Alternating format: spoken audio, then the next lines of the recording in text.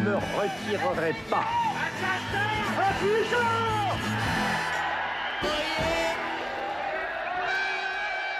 C'est un drôle de printemps pour ce jeune homme venu de l'Est.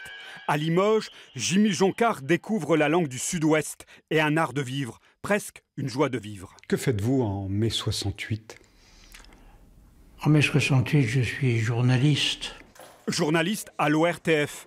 Étrange, cette officine du pouvoir avec son directeur de cabinet du préfet, tout puissant qui fait la pluie et le beau temps à l'intérieur de la rédaction.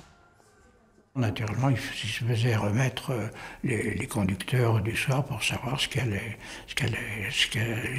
se passer dans le journal télévisé. Ça lui donnait le sentiment d'être quelqu'un de sûrement très important, et nous, ça nous donnait le sentiment d'être totalement contrôlé. Lui, l'admirateur de Gaulle, manifeste à côté des rouges de la CGT pour la liberté d'informer. Ce sera donc la grève, et tant pis pour les litanies déversées à l'antenne. C'était du direct, en quelque sorte, avec la lecture insupportable, évidemment techniquement et matériellement, des communiqués qui émanaient des entreprises qui annonçaient qu'elles fermaient. Et lorsqu'il y avait des communiqués syndicaux qui allaient avec, on les donnait dans un souci de liberté d'information qui était liberté enivrante dans la mesure où jamais on n'aurait fait ça auparavant. 68 fut pour lui synonyme de pagaille, violente à Paris, paisible à Limoges. Certainement pas une révolution, tout juste un mouvement dans l'histoire agitée de la France.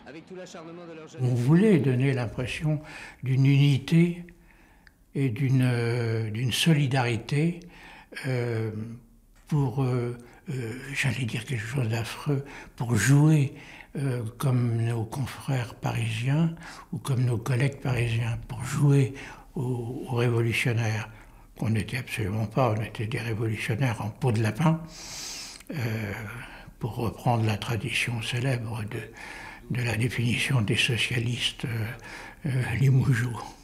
Le petit révolutionnaire sera bientôt puni, interdit d'antenne, dans un placard à la radio, et par la suite quand même directeur régional de cette antenne, devenue France 3, en toute indépendance. Cela va de soi.